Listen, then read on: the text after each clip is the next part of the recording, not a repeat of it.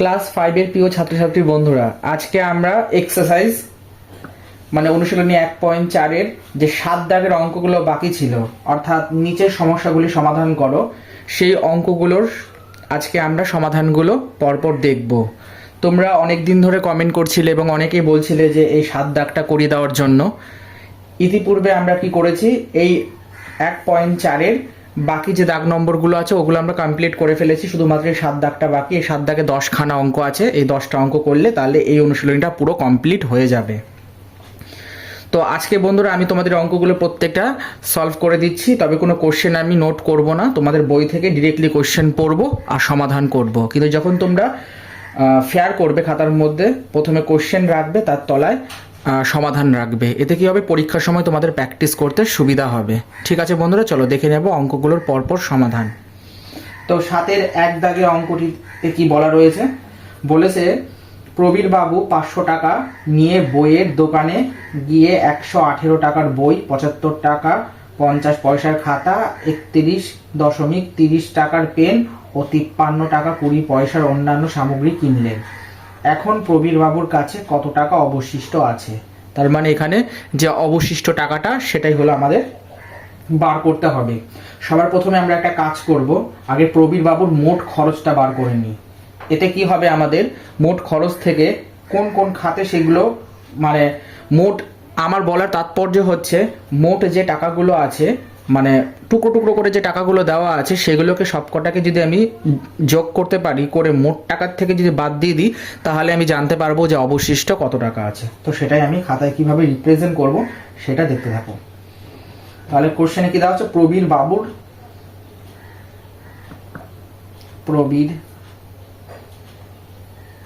বাবুর মোট খরচ কত টাকা বলা আছে, 180.00 টাকা। তারপরে রয়েছে 75.50 টাকা। তারপরে আছে 31.30 টাকা। তারপরে আছে 53.20 টাকা।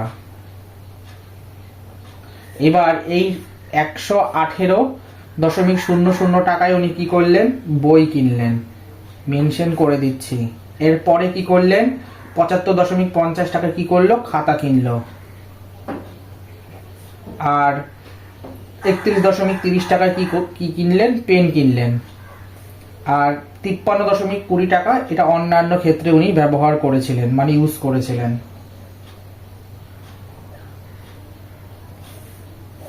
এবারটার মোটটা বার করতে পারলে আমাদের আনসারটি চলে আসবে। তাহলে এখানে আমরা সব কটার যোগ করব, করে এই সমান সমানটা এখানটাতে দিই।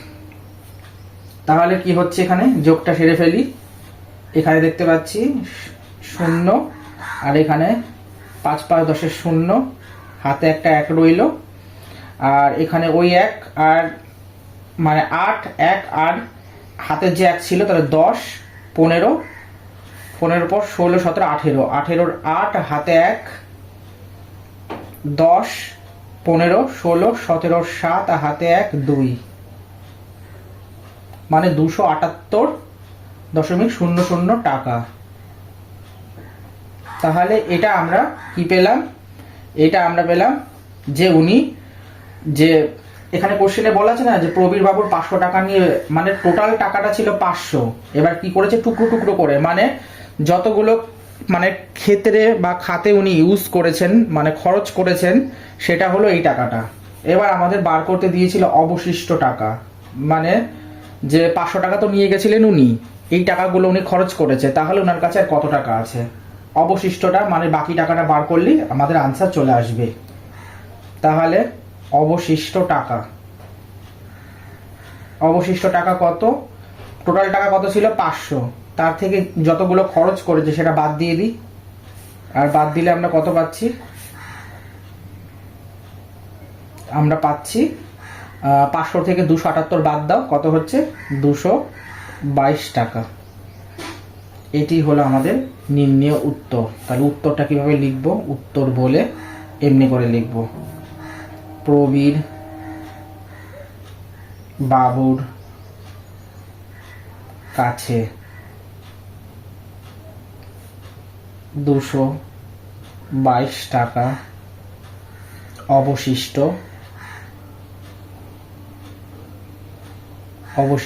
থাকলো। আর সব সময় কিভাবে লিখতে হয়, মানে আনসারটা দেবে কোশ্চেনে লাস্ট লাইন দেখতে হয় যে এখন প্রবীর বাবুর কাছে কত টাকা অবশিষ্ট থাকলো, সবসময় ওই লাইন থেকে উত্তর লিখতে হয়। এখন প্রবীর বাবুর কাছে 222 টাকা অবশিষ্ট থাকলো। আশা করি আমি তোমাদের অঙ্কটি বোঝাতে পেরেছি। আমি আরেকবার বলে দিচ্ছি, প্রবীর বাবুর কাছে টোটাল 500 টাকা ছিল, বেশ ভালো। এবার ওই 500 টাকার থেকে উনি কি করেছেন, এই বই খাতা পেন অন্যান্য এই সমস্ত জিনিসপত্র বা সামগ্রীগুলো কিনতে গিয়ে উনি 278 টাকা খরচ করে ফেলেছে। তাহলে এখন প্রশ্ন হচ্ছে যে প্রবীর বাবুর কাছে তাহলে আর কত টাকা বাকি থাকলো বা অবশিষ্ট থাকলো। 500 টাকার থেকে যেগুলো উনি খরচ করেছেন সেই টাকাটা বাদ দিয়ে দিলে আমরা জানতে পারছি অবশিষ্ট 222 টাকা। তাই প্রবীর বাবুর কাছে এখন কত টাকা বর্তমানে রইল? 222 টাকা অবশিষ্ট থাকলো। আশা করি বুঝতে পেরেছ। চলো এবার দেখে নেব 2 নম্বর প্রশ্নটির সমাধান। 2 নম্বর দাগে দেখো বন্ধুরা কি বলেছে, কোশ্চেনটা আমি পড়ে নিচ্ছি। 2 নম্বর দাগে বলেছে একজন চা ব্যবসায়ী 400 টাকা কেজি দরে 5 কেজি আসাম চা কিনে তার সাথে 800 টাকা কেজি দরে 3 কেজি দার্জিলিং চা কিনে মিশ্রিত করলেন। মিশ্রিত চায়ের প্রতি কেজি এর ক্রয় মূল্য নির্ণয় করো। মানে এই অঙ্কটা বেশ ইম্পর্টেন্ট একটা অঙ্ক, এবং সেই সাথে কি হচ্ছে এই অঙ্কটা ওই তোমাদের ওই মিশ্রণের তো বললামই, সাথে এটি একটি লাভ ক্ষতি ধরনেরও টাইপেরও কিন্তু একটি প্রশ্ন। তো প্রথমে কি বলেছে, প্রথমে বলেছে যে একজন চা ব্যবসায়ী 400 টাকা কেজি দরে 5 কেজি চা মানে আসাম চা। ঠিক আছে, তাহলে আগে আসামের চায়ের দামটা বার করে নিই। তাহলে 5 কেজি আসাম,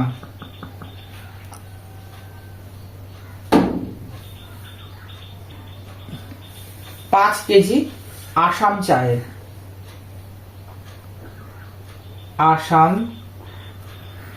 চায়ের দাম, 5 কেজি আসাম চায়ের দামটা আমরা বার করে নিই। যদি 400 টাকা করে কেজি, মানে 400 টাকা যদি 5 কেজি দরে, তাই তো, মানে 5 কেজি চা মানে 5 কেজি চায়ের মানে আসাম চায়ের কি বলছে, মানে একজন চা ব্যবসায়ী 400 টাকা কেজি দরে, ঠিক আছে, মানে 400 টাকা কেজি দরে, ঠিক আছে, 5 কেজি চা। তার মানে আমাদের প্রথমে কি করতে হবে, যদি এক কেজির দাম যদি 400 টাকা হয় তাহলে 5 কেজি চায়ের দাম কত সেটা আমাদেরকে বার করতে হবে। এটা হলো বলার তাৎপর্য। তাহলে আমরা 5 কেজি চায়ের দাম বার করে নিই, 400 গুণিত 5, তাহলে কত দাঁড়ালো বন্ধুরা?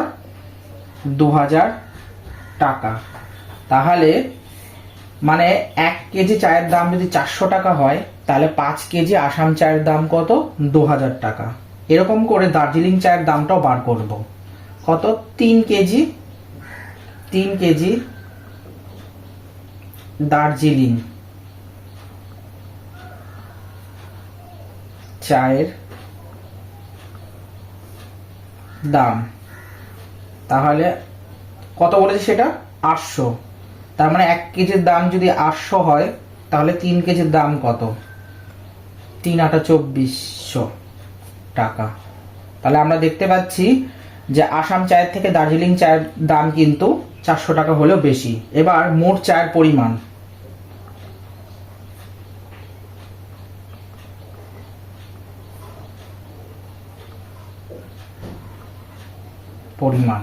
কত?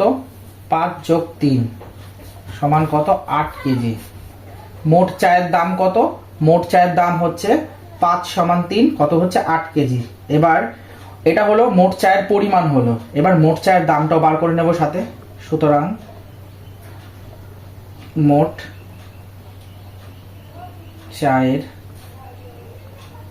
দাম কত হচ্ছে? 2000 + 2400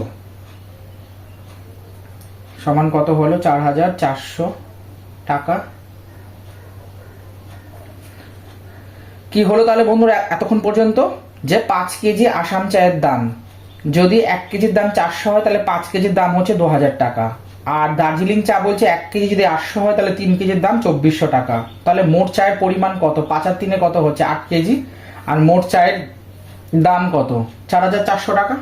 ঠিক আছে, এবার আমাদের কি বলেছিল, মিশ্রিত করলেন, মিশ্রিত চায়ে প্রতি কেজি ক্রয় মূল্য নির্ণয় করতে বলছে, মানে পার কেজিতে কত করে সেটা এখন আমাদের বার করতে হবে। তাহলে আমরা লিখব, সুতরাং 1 কেজি মিশ্রিত চায়ের দাম সমান 4400 ভাগ 8 সমান 550 টাকা। তাহলে উত্তর কি লিখব? উত্তর লিখব মিশ্রিত চায়ের প্রতি কেজি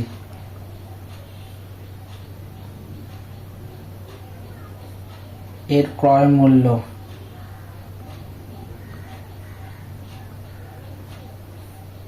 550 টাকা। কি করলাম জিনিসটা বুঝতে পেরেছো? আমি আরেকবার বুঝিয়ে দিচ্ছি। প্রথমে বলেছে একজন চা ব্যবসায়ী 400 টাকা কেজি দরে 5 কেজি আসাম চা কিনে তার সাথে 800 টাকা কেজি দরে 3 কেজি দার্জিলিং চা কিনে মিশ্রিত করলেন। তাহলে মিশ্রিত প্রতি চায়ের কেজি এর ক্রয় মূল্য নির্ণয় করো। ধরো আমি একজন চা ব্যবসায়ী, ঠিক আছে, আমি 1 কেজি ধরো আসাম চা কত? 400 টাকাতে কিনলাম। তাহলে আমি 5 কেজি কত কিনলাম? 2000 টাকা। আর দার্জিলিং চা 1 কেজি যদি 800 টাকা হয় তাহলে 3 কেজি কিনলাম 2400 টাকা। তাহলে আমি টোটাল কয় রকমের চা নিয়েছি? এখানে 2 রকমের, একটা 5 কেজি আর একটা 3 কেজি। তাহলে চায়ের পরিমাণ কত হলো? টোটাল আমার 8 কেজি। আর আমার টোটাল চায়ের দাম কত হচ্ছে? 4400 টাকা। তাহলে এখন প্রশ্ন হচ্ছে যে মিশ্রিত চায়ের প্রতি কেজির ক্রয় মূল্য কত? মানে আমি যে 2 রকমের চা মেশালাম, মেশানোর পর পার কেজিতে আমার কত করে পড়ছে সেটাই হলো প্রশ্ন। তাহলে আমরা দেখতে পাচ্ছি এখানে আমাদের টোটাল চা হচ্ছে কত? 4400 টাকা।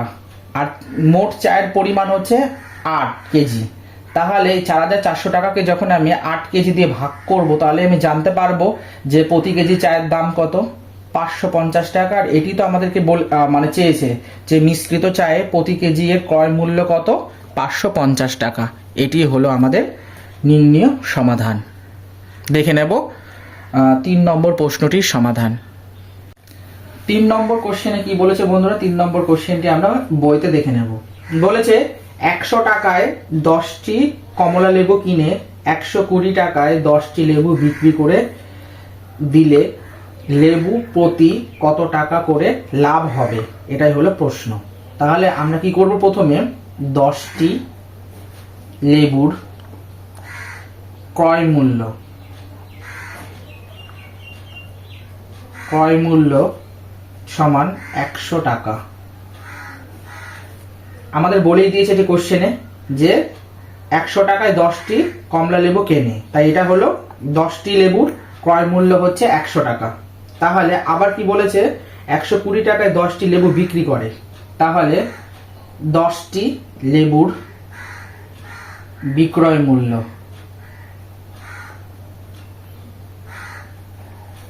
সমান 120 টাকা হলো। এবার বলেছে লেবু প্রতি কত টাকা করে লাভ হবে? তাহলে 10টি লেবুর মোট লাভ বার করতে হবে। সুতরাং 10টি লেবুর মোট লাভ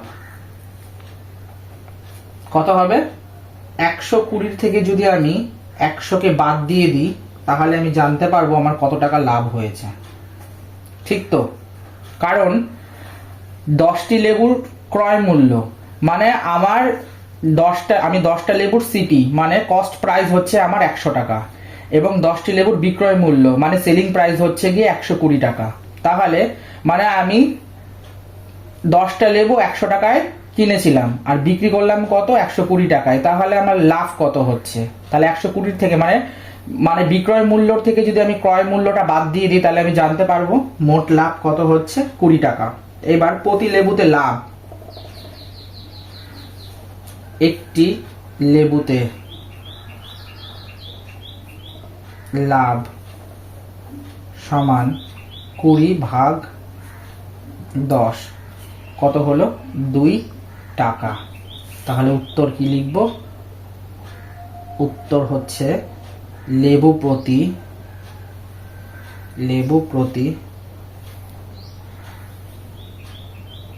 2 টাকা করে লাভ হবে। এটা হলো আমাদের উত্তর। আশা করি বুঝতে পেরেছ। কি বলেছে? 100 টাকায় 10টি লেবু কিনে 120 টাকায় 10টি লেবু বিক্রি করে দিলে লেবু প্রতি কত টাকা করে লাভ হচ্ছে। ধরো আমি একজন লেবু বিক্রেতা, আমি কি করেছি, হাট থেকে 10টা লেবু কিনে এনেছি 100 টাকায়, এবং আমি সেই 10টা লেবুই বিক্রি করেছি 120 টাকায়। তাহলে আমি কত টাকা লাভ করলাম? তাহলে আমার টোটাল বিক্রয় মূল্য থেকে ক্রয় মূল্যটা বাদ দিলে আমি দেখতে পাচ্ছি আমি 20 টাকা লাভ করেছি। তাহলে আমার প্রশ্ন হচ্ছে, যদি আমি 20 টাকা লাভ করি তাহলে একটা লেবুতে আমি ক টাকা করে লাভ করলাম? এটা জানতে গেলে আমি যে টাকাটা লাভ করেছি, ধরো আমি 20 টাকা লাভ করেছি, এবার আমি কটা লেবুতে লাভ করেছি? 10টা লেবুতে, তাই 10 দিয়ে 20কে ভাগ দিলে কত পাচ্ছি? 2 টাকা। তার মানে আমি একটা লেবুতে 2 টাকা করে লাভ করেছি। কি বললাম বুঝতে পেরেছো? চলো দেখে নেব 4 নম্বর প্রশ্নটির সমাধান। 4 নম্বরের কোশ্চেনে কি বলা রয়েছে, কোশ্চেনটি আমরা দেখে নেব। বলছে 10 টাকায় 3টি ফুচকা পাওয়া যায়, 30 টাকায় ফুচকা খেলে একটি ফুচকা অতিরিক্ত হিসাবে দেওয়া হয়। তোমরা 3 বন্ধু মিলে 100 টাকার ফুচকা খেলে, তোমরা মোট কতগুলি ফুচকা খেয়েছিলে?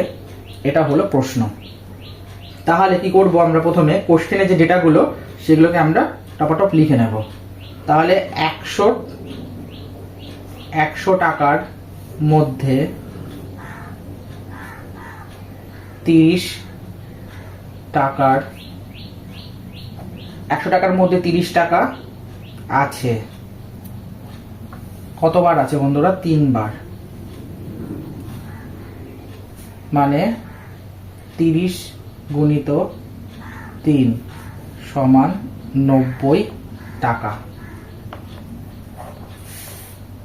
এবং বাকি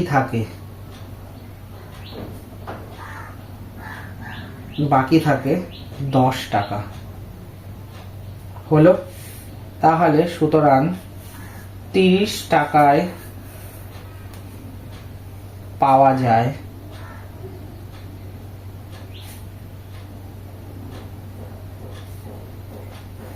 3 গুণিত 3 যোগ 1, এই একটা কি হচ্ছে? অতিরিক্ত।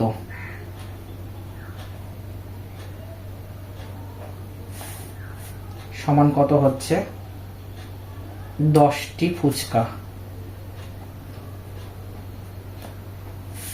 সুতরাং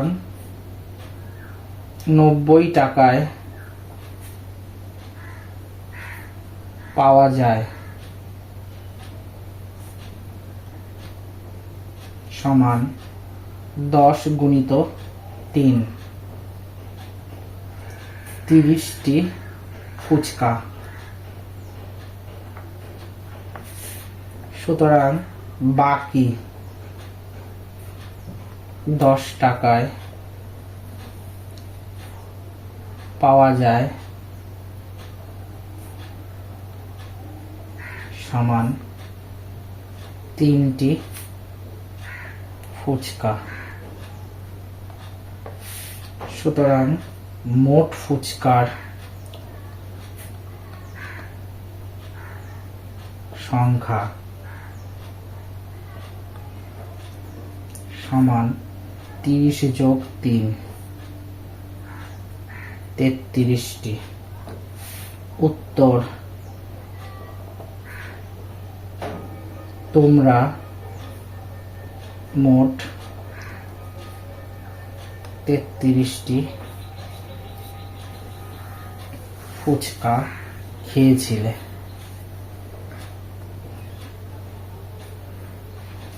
কি হলো জিনিসটা বুঝতে পেরেছো? আর এই সমস্ত অঙ্কগুলো মোটামুটি ধরে রাখো 3 থেকে 4 মার্কস বা 5 মার্কসেও দিয়ে থাকে। তাই আমি তোমাদের জন্য একটু লিখে লিখে করে দিচ্ছি এই কারণে, যাতে তোমরা জিনিসগুলো বুঝতে পারো যে কি হচ্ছে।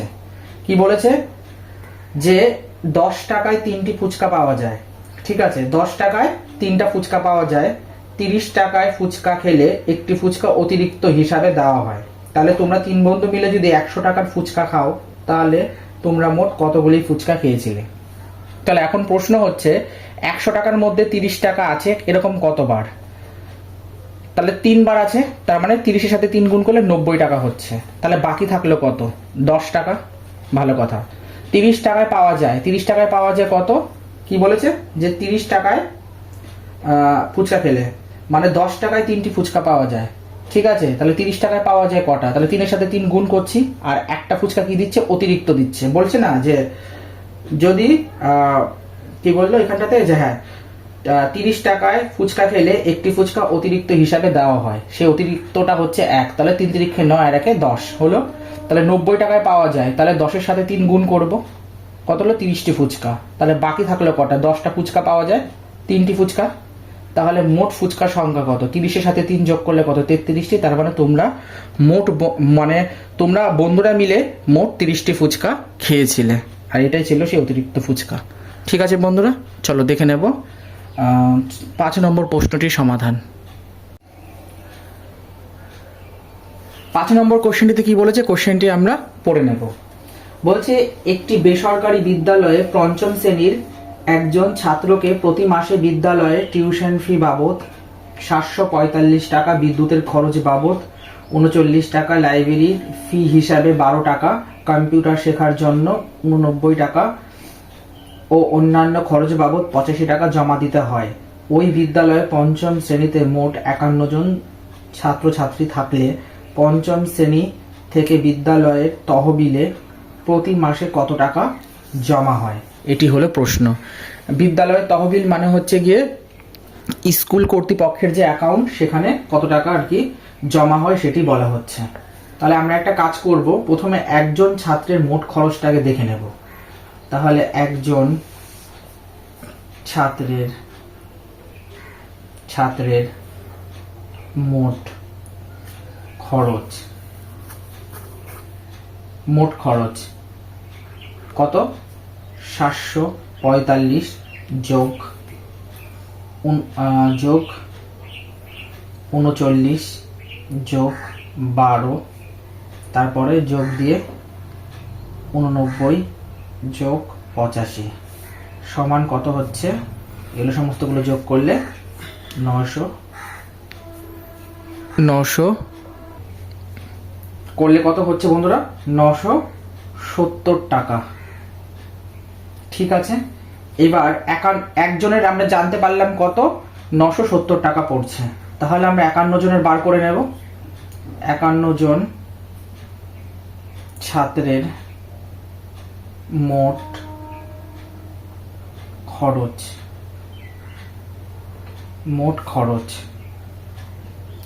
970 গুণিত 51। এটাকে যদি গুণ করি তাহলে আমরা কত পাচ্ছি বন্ধুরা? 49,470 টাকা। উত্তর প্রতি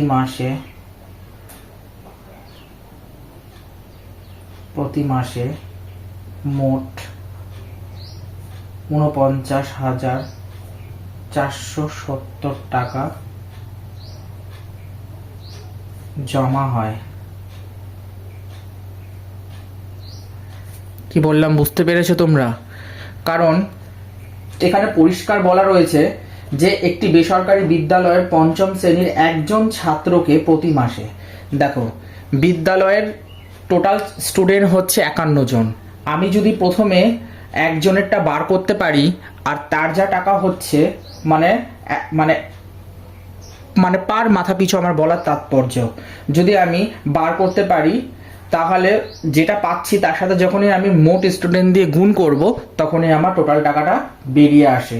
তাহলে একজন ছাত্রের জন্য কি কি খরচ মানে এখানে ধার্য করা হয়েছিল, 775 টাকা মানে 45 টাকা হচ্ছে টিউশন ফি বাবদ, আর হচ্ছে গিয়ে বিদ্যুতের খরচের জন্য হচ্ছে 39 টাকা, আর 12 টাকা হচ্ছে লাইব্রেরি আর কম্পিউটার শেখার জন্য 89 টাকা, আর 85 টাকা করা হয়েছিল কিসের জন্য না তার অন্যান্য খরচ বাবদ। আর এই সমস্তগুলো যোগ করলে কত হচ্ছে 970 টাকা। এই 970 টাকা হলো আমরা একজনেরটা জানতে পারলাম। তাহলে এবার আমরা 51 জনেরটা জানবো। তাহলে 51 জন ছাত্রের মোট খরচ এই 970-এর সাথে যখন আমি 51 গুণ করছি তখন আমি কত পাচ্ছি 49,470 টাকা। তাহলে পঞ্চম শ্রেণী থেকে বিদ্যালয়ের তহবিলে প্রতি মাসে কত টাকা করে জমা হয়, 49,470 টাকা। না এটা 51 জন মানে টোটাল স্টুডেন্টের রেসপেক্টে। আশা করি বুঝতে পেরেছো। আর তোমাদের কাছে আরেকটা কথা বলার, যদি আজকের এই সেশনটা ভালো লাগে তাহলে অতি অবশ্যই লাইক করো, কমেন্ট করো, সাবস্ক্রাইব করো, আর কোনো রকম ডাউট হলে অতি অবশ্যই আমাকে কমেন্টে জানাতে পারো। ঠিক আছে বন্ধুরা। আর যেটা বলার তোমাদের আমি ক্লাস 8-এও বলেছি, এবার আমি ক্লাস 5-এও বলছি, তোমাদের যে যার সমস্যাগুলো সেগুলো তোমরা কমেন্ট বক্সে কোশ্চেন আকারে আমাকে দিয়ে দাও। ঠিক আছে? তো একজন স্টুডেন্ট করে এরকম করে আমি তো কোশ্চেনগুলোকে সলভ করতে পারবো না। তাই তোমাদের জন্য আমাদের এই চ্যানেল থেকে এক নতুন সিদ্ধান্ত নেওয়া হয়েছে যে সমস্ত ক্লাসের স্টুডেন্টদের যার যে সমস্যা সে প্রশ্নগুলো তোমরা আমাকে কি করবে কমেন্ট বক্সে দেবে, আর সেই সমস্ত প্রশ্নগুলোকে আমি কালেক্ট করে তার সমাধান একটি ভিডিওর মাধ্যমে নিয়ে আসবো। আর ভিডিওটি হবে মিক্স ভিডিও, অর্থাৎ সেখানে ক্লাস 5 থাকবে, 6 থাকবে, 7 থাকবে, 8 থাকবে, 9 থাকবে, 10 থাকবে। এবার যার যার যে সমস্যা সে ভিডিওগুলোকে টেনে টেনে বা স্কিপ করে করে তার ক্লাসের যখন ভিডিওগুলো আর কি দেখানো হবে সেখান থেকে তোমরা তোমাদের প্রবলেমগুলোকে কি করতে পারবে অনায়াসে তুলে নিতে পারবে। ঠিক আছে বন্ধুরা? তো আমি এটা নতুন ভেবেছি, তো কারণ তোমাদের অনেকেরই প্রবলেম হচ্ছে যে ওই চ্যাপ্টার থেকে করে দাও, এই চ্যাপ্টার থেকে করে দাও, বা আরও অনেকে বলছো যে ডিরেক্টলি কোশ্চেন টুকে দিচ্ছ। তো এরকম না করে যার যে সমস্যা তার নাম দিয়ে সে কোশ্চেনটি দিয়ে দাও, যেটি কোন ক্লাসের কোশ্চেন। ব্যাস এই সমস্ত কোশ্চেনগুলো কালেক্ট করে একটি ভিডিওর মাধ্যমে আনা হবে। ঠিক আছে বন্ধুরা, চলো দেখে নেব 6 নম্বর প্রশ্নটির সমাধান। 6 নম্বর কোশ্চেনে কি বলেছে বন্ধুরা, এবার আমরা সেটির সমাধান দেখে নেব। বলছে একটি প্যান্ট ও একটি শার্টের মোট দাম 950 টাকা, একটি শার্ট ও একটি জুতোর মোট দাম 1000 টাকা এবং একটি প্যান্ট ও একটি জুতোর মোট দাম 1050 টাকা হলে প্রতিটি জিনিসের দাম পৃথক পৃথকভাবে নির্ণয় করতে বলা হচ্ছে। তাহলে কি করব, আমরা একটা জিনিস দেখতে পাচ্ছি এখানে প্রত্যেকটা জিনিসে কিন্তু কমন আছে। কমন মানে এখানে প্যান্ট দুটো আছে, শার্ট দুটো আছে, জুতো দুটো আছে, তাই তো? তাহলে আমরা কি লিখতে পারি, দুটি ব্র্যাকেটে লিখে দাও প্যান্ট প্লাস শার্ট যোগ জুতো এর মোট দাম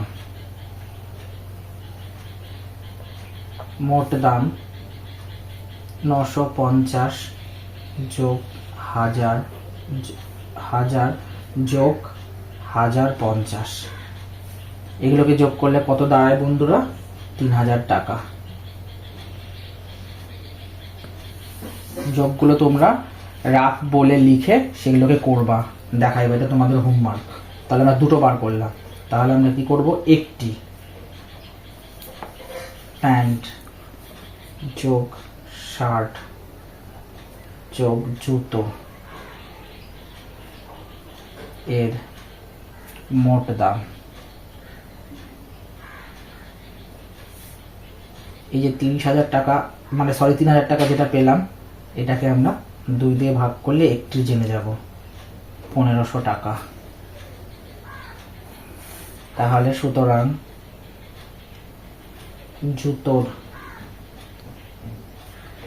তাহলে আমরা কি লিখব, জুতোর দাম 1500 বিয়োগ 950 কত পাচ্ছি আমরা, এখানে লিখে দেব প্যান্ট ও শার্ট 550 টাকা। সুতরাং প্যান্টের দাম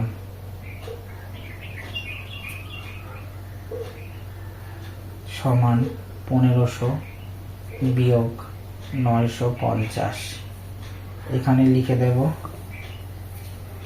প্যান্টের দাম কত ছিল কোশ্চেনে, 1000 টাকা, সরি এখানে 1000 হবে,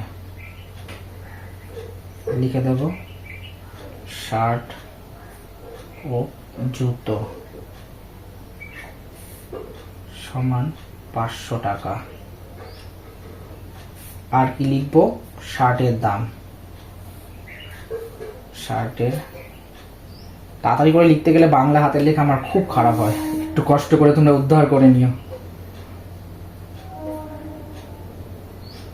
50, এটা হচ্ছে প্যান্ট ও জুতো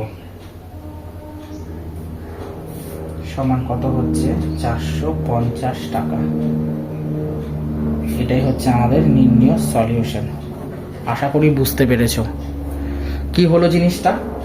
বলছে একটি প্যান্ট ও একটি শার্টের মোট দাম বলে দেওয়া আছে 950 টাকা এবং একটি শার্ট ও একটি জুতোর দাম দেওয়া আছে 1000 টাকা, আর দেওয়া আছে একটি প্যান্ট ও একটি জুতোর দাম 1050 টাকা। তাহলে প্রতিটি জিনিসের দাম আলাদা আলাদা করে বার করতে হবে। তাহলে প্রথমে যে লাইনটা রয়েছে দেখবে একটি প্যান্ট ও একটি শার্ট, সেখানে কিন্তু শার্ট আমরা 950 টাকার মধ্যে কিন্তু আমরা শার্ট পাচ্ছি। আবার কিন্তু পরের লাইনে বলেছে শার্ট ও জুতো, দেখো সেখানে কিন্তু শার্ট আরেকটা পেলাম আমরা 1000 টাকার মধ্যে। তার মানে এখান থেকে বোঝা যাচ্ছে প্যান্ট শার্ট জুতো প্রত্যেকটা কিন্তু দুটো দুটো করে, তা মানে দুবার দুবার করে আছে। তাহলে আমরা কি করছি, দুটি প্যান্ট মানে দুটি লেখার অর্থ হচ্ছে যে সব দুটো দুটো করে আছে। দুটি প্যান্ট যোগ শার্ট যোগ জুতো এর মোট দাম, এগুলো প্রত্যেকটাকে বার করলাম। এবার একটা যদি বার করি তাহলে কি করতে হবে, মোট যে দামটা পেলাম তাকে 2 দিয়ে ভাগ দেব, ভাগ দিলে আমরা পেয়ে যাচ্ছি যে প্রতি প্যান্ট প্রতি শার্ট প্রতি জুতোর দাম। এবার আমাদের কি বার করতে দিয়েছে, আলাদা আলাদা করে সবকটা জিনিস বার করতে হবে। প্রথমে জুতোর দাম বার করি, জুতোর দাম কত বলে দেওয়া আছে, আমরা টোটাল পেলাম কত, একটার দাম 1500 টাকা। এবার একটার দাম যদি 1500 টাকা হয় তার থেকে প্রথমে 950 বাদ দিচ্ছি। দেখো সেখানে প্যান্ট ও শার্ট রয়েছে, তাহলে এই দুটোকে যদি আমরা সরাই তাহলে আমরা জুতোর দাম পেয়ে যাচ্ছি, তাই আমরা কি করলাম 550 টাকা পেলাম। আবার যখন প্যান্টের দাম বার করছি তখন আমরা কাকে সরাচ্ছি, তখন আমরা শার্ট আর জুতোকে সরাচ্ছি, তাহলে আমরা 500 টাকা পেয়ে যাচ্ছি।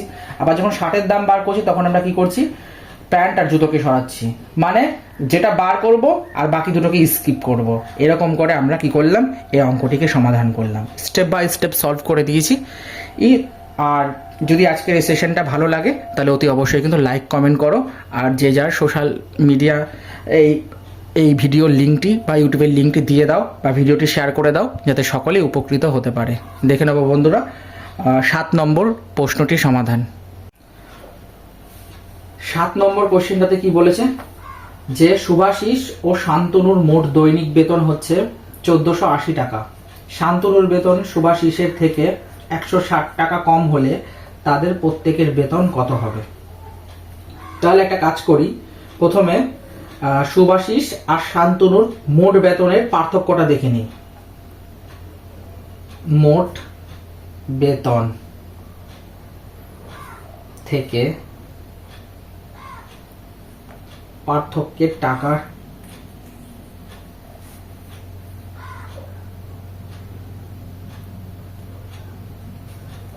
মোট বেতন থেকে কি পাচ্ছি আমরা, মোট বেতনটা হচ্ছে 1480,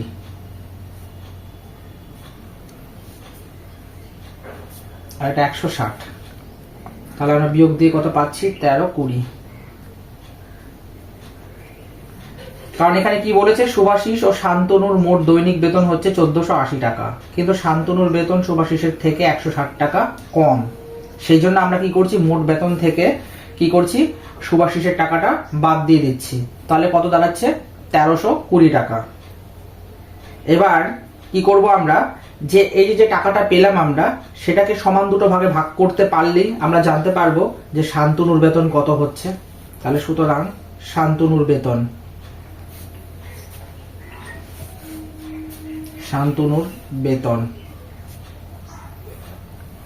সমান 1320 ভাগ 2, কত পেলাম আমরা 660 টাকা। তাহলে শান্তনুর বেতন হলো 660 টাকা। তাহলে শুভাশিসের বেতন কত? শুভাশিসের বেতন সমান 660-এর সাথে যদি আমি 160 যোগ করে দিই তাহলে পাচ্ছি 820 টাকা। এটি হলো আমাদের উত্তর। প্রত্যেকের বেতন জানতে চাওয়া হয়েছে। আমরা শান্তনুরও বার করলাম, শুভাশিসেরও বার করলাম। কি করলাম জিনিসটা আমি তোমাদেরকে আরেকবার বুঝিয়ে দিচ্ছি। বলছে শুভাশিস আর শান্তনু, ঠিক আছে? ধরো এটা শুভাশিস আর এটা শান্তনু, ঠিক আছে? এটাকে 1 দিলাম, এটাকে 2 দিলাম। এবার বলেছে এদের মোট যে টাকাটা বেতনটা সেটা বলে দেওয়া আছে 1480 টাকা, ঠিক আছে? কিন্তু পরক্ষণে বলছে শান্তনুর বেতন মানে শুভাশিসের থেকে, শান্তনুর বেতন কি বলছে? শুভাশিসের থেকে 160 টাকা কম। তাহলে শুভাশিসের থেকে বলেছে শান্তনুর বেতন, ঠিক আছে? শান্তনুর যদি এটা হয়, এটা তো শুভাশিস আর এটা হচ্ছে শান্তনু, তাহলে শান্তনুর বেতন হচ্ছে শুভাশিসের থেকে কম, 60 টাকা কম। তাহলে কি করছি আমরা, যদি আমাদের জানতে হয় যে মানে টোটাল টাকাটা কত, মানে কার ভাগে কত করে পড়ছে, তাহলে আমরা কি করব? প্রথমে এই 1480 থেকে যদি 160 টাকা বাদ দিয়ে দিই তাহলে আমরা জানতে পারছি 1320 টাকা করে, ঠিক আছে? এবার 1320 টাকা যেহেতু দুজন ব্যক্তি বলা রয়েছে, এবার এই 1320 টাকাকে কি করব? 2 দিয়ে ভাগ করব। ভাগ করে আমরা কত পেলাম? 660 টাকা। এটা কার পেলাম? এটা পেলাম শান্তনুর। শান্তনুর যেহেতু পেয়ে গেছি, এবার শুভাশিসটা একদম বার করা সহজ, কারণ শুভাশিসের বেতন কত হচ্ছে? 120 টাকা কম বলেছিল, সেই জন্য ওই এখানে বলেছে না যে শান্তনুর বেতন শুভাশিসের থেকে, তাই শুভাশিস বার করতে গেলে যে টাকাটা শান্তনু যেটা পেলাম তার সাথে 160 যোগ করে দিচ্ছি, তাহলে কত পেলাম? 820 টাকা। এই 820 টাকাই হচ্ছে মানে শুভাশিসের বেতন। তাহলে বলেছিল না যে তাদের প্রত্যেকের বেতন কত, তাহলে আলাদা আলাদা করে প্রত্যেকের বেতন বার করতে বলেছে, তাই কি করলাম? আলাদা আলাদা করে প্রত্যেকের বেতন বার করলাম। আর এটা সব থেকে সহজ পদ্ধতি, আমি তোমাদেরকে যেভাবে সলভ করে দিলাম, তোমরা এটাকে সুন্দর করে খাতার মধ্যে ফেয়ার করে প্র্যাকটিস করবা, দেখবা হয়ে যাবে। ঠিক আছে, দেখে নেব 8 নম্বর প্রশ্নটির সমাধান। 8 নম্বর কোশ্চেনটিতে কি বলেছে?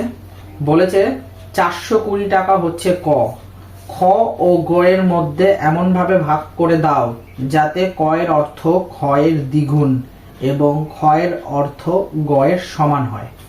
তাহলে ধরে নিচ্ছি গ পায়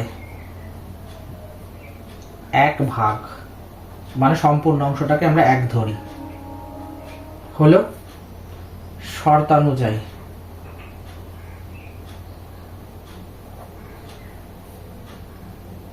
খ পায় 1 ভাগ এবং ক পায় 1 গুণিত 2 সমান 2 ভাগ। কেন? কারণ এখানে বলেছে ক এর অর্থ খ এর দ্বিগুণ, সেই জন্য ক এর অর্থ ক যদি মানে খ যদি 1 ভাগ পায় আর ক যদি তার দ্বিগুণ পায়, তাহলে ওই 1 এর সাথে 2 গুণ করে যেটা হচ্ছে সেটাই হচ্ছে গিয়ে ক পায়। এবার মোট ভাগ কত দাঁড়াচ্ছে সেটা দেখবো আমরা, সমান 1 যোগ 1 যোগ 2 সমান 4 ভাগ। সুতরাং গ পায়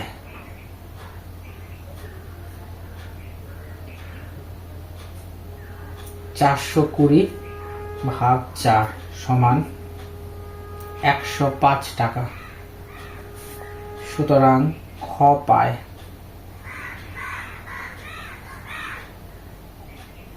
খ কত পাবে? তাহলে 105 টাকা। তাহলে ক পায়, সুতরাং ক পায় 105 গুণিত 2 সমান 210 টাকা। এটি হলো উত্তর। কি করে আমি তোমাদের বুঝিয়ে দিচ্ছি। দেখো লাস্টে কোশ্চেনে বলা রয়েছে খ এর অর্থ গ এর অর্থের সমান, তার মানে খ যা পাবে গ তাই পাবে। দেখবে বইয়ের উত্তরে এরকম করে লেখা আছে খ পায় সমান গ পায় সমান 105 টাকা, আর কত পায় ক পায় সমান 210 টাকা। তাহলে এই জিনিসটা আমি তোমাদেরকে আরো একবার বুঝি, অঙ্কটা ভেরি ভেরি ইম্পর্টেন্ট, ভালো করে কিন্তু প্র্যাকটিস করতে হবে এবং বুঝতে হবে। কি বলেছে এখানে 420 টাকা, ঠিক আছে, ক খ ও গ এর মধ্যে এমন ভাবে ভাগ করো, মানে কোনো ব্যক্তির নাম দেয়নি এখানে, ঠিক আছে, সরাসরি এইগুলোকে ক খ দিয়ে ডিনোট করেছে। এবার বলেছে ক এর অর্থ খ এর দ্বিগুণ, তার মানে খ যদি 1 ভাগ পায় তাহলে ক পায় তার দ্বিগুণ, ঠিক আছে, তার মানে 2 ভাগ। তাহলে এখানে আমরা ধরে নিচ্ছি গ পায় 1 ভাগ মানে সম্পূর্ণটা, তাহলে মোট ভাগ কত হচ্ছে, প্রথমে গ পাচ্ছে 1 ভাগ, খ পাচ্ছে 1 ভাগ, আর ক একা কত পাচ্ছে 2 ভাগ, টোটাল কত হলো 4 ভাগ। এবার টোটাল কত আছে 420 টাকা, তাহলে গ পায়, তার মানে 420কে যদি 4 দিয়ে ভাগ করায় তাহলে কত পাচ্ছি 105 টাকা। যেহেতু গ আর মানে খ সমান, তাই গ পেয়ে যাওয়ার অর্থ হচ্ছে খ পেয়ে গেলাম, ঠিক আছে। এবার কটা আলাদা করে বার করতে হবে। ক কত পায়, আমরা দেখলাম যে ক পায় দ্বিগুণ, দ্বিগুণ মানে হচ্ছে টোটাল ক আর খ এর যে মানে খ আর গ এর যে টাকাটা তার সাথে 2 গুণ করে দিলে ক পেয়ে যাচ্ছি 210 টাকা। এবার এটাকে সুন্দর করে যদি আমরা গুছিয়ে লিখি তাহলে খ পায় সমান গ পায়, যা হবে যে দুজনের অর্থ সমান হচ্ছে 105 টাকা, তাহলে ক একা কত পাচ্ছে 210 টাকা। এটি হলো আমাদের উত্তর, ঠিক আছে বন্ধুরা। দেখে নেব 9 নম্বর প্রশ্নটির সমাধান। 9 নম্বর অঙ্কতে কি বলেছে, প্রতি মাসে 8000 টাকা করে খরচ করায় মিতালি দিদির 6 মাসে কিছু টাকা ঋণ হয়ে গেল। ভালো কথা। পরবর্তী 4 মাস ধরে প্রতি মাসে 5000 টাকা করে খরচ করায় সেই ধার শোধ হলো। মিতালি দিদির মাসিক আয় কত? এই অঙ্কটা ভেরি ভেরি ইম্পর্টেন্ট, স্টার মেরে রাখবে। তাহলে একটা কাজ করি, প্রথমে বলেছে প্রতি মাসে 8000 টাকা করে খরচ করায় মিতালি দিদির 6 মাস, তাহলে প্রথম 6 মাসটা বার করে নিই। প্রথম 6 মাসের মোট খরচ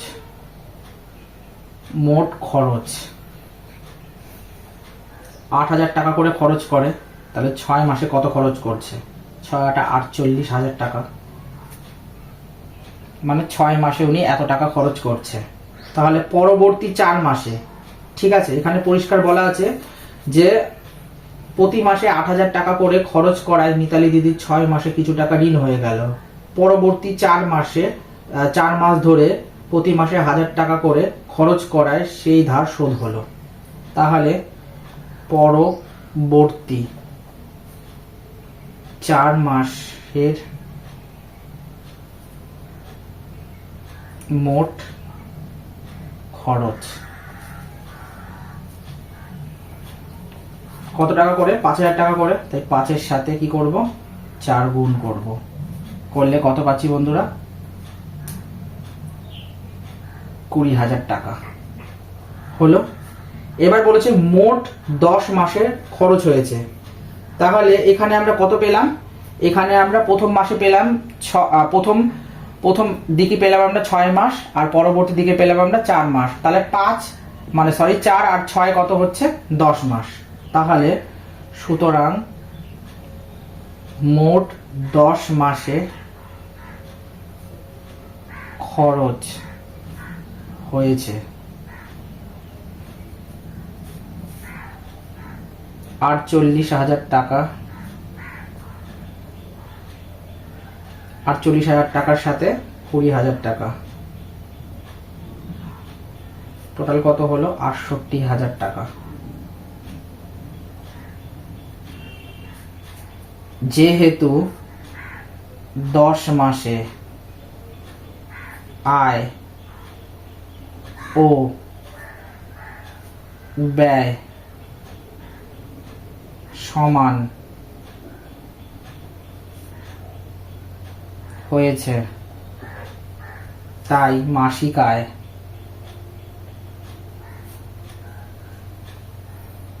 সমান ৬৮,০০০ ভাগ ১০ সমান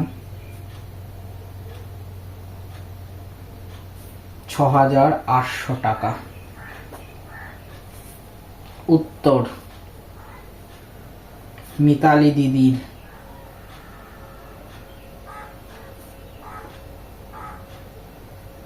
মাসিক আয়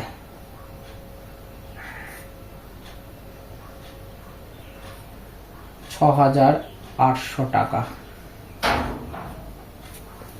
আশা করি বুঝতে পেরেছ। কি হলো? বলেছে প্রতি মাসে ৮,০০০ টাকা করে খরচ করায় মিতালি দিদির ৬ মাসে কিছু টাকা ঋণ হয়।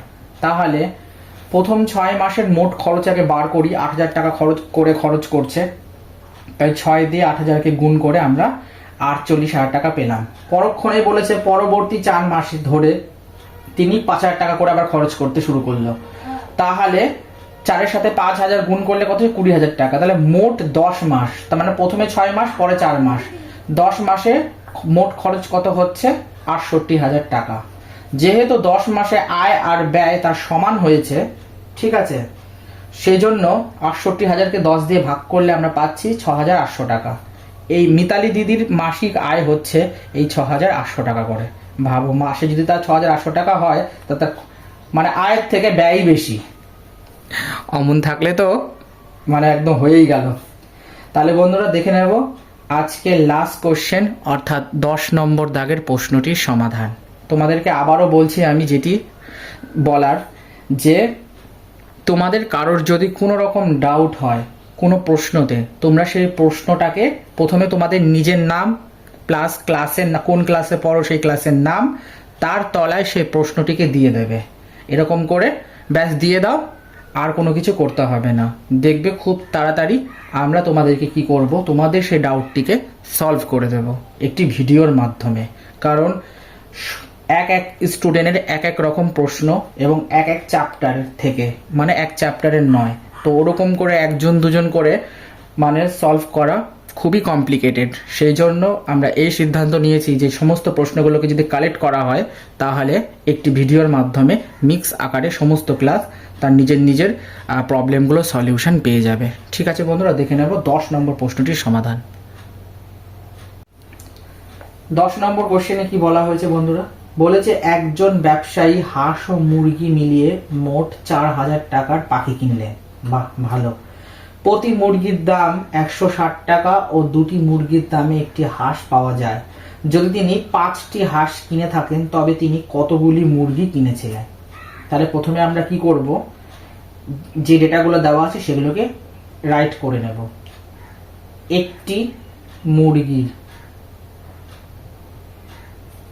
একটি মুরগির দাম কত বলেছে? ১৬০ টাকা হলো।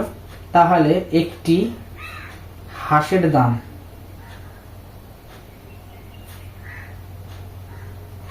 দাম সমান ১৬০ গুণিত ২ সমান ৩২০ টাকা।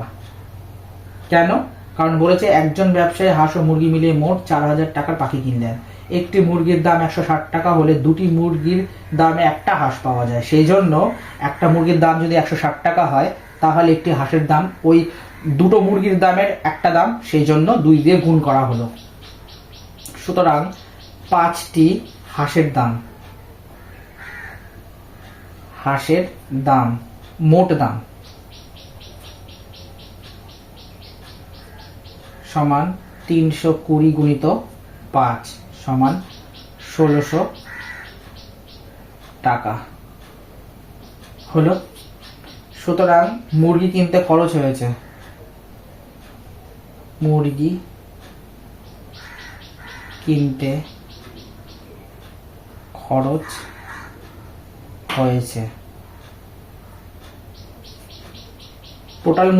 টোটাল বাজেট কত ছিল? ৪,০০০ টাকা। তার থেকে টোটাল খরচ করলে কত? ১৬০০ টাকা। টোটাল দাঁড়ালো কত? ২৪০০ টাকা। সুতরাং মুরগির সংখ্যা আমাদের বার করতে দিয়েছে।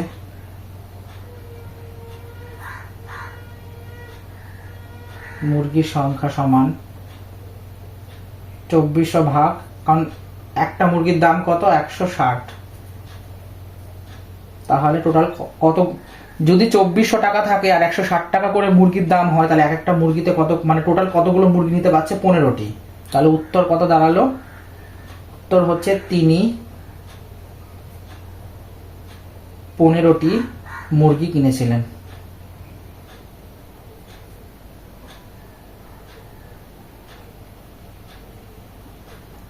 আশা করি বুঝতে পেরেছ। কি বলেছে, একজন ব্যবসায়ী, ধরো আমি সে মুরগি ব্যবসায়ী, ঠিক আছে, হাঁস ও মুরগি মিলিয়ে মোট 4000 টাকার পাখি কিনেছে, ভালো কথা। প্রতিটি মুরগির দাম, মানে পার মাথা পিছু মুরগির দাম হচ্ছে গিয়ে 160 টাকা করে।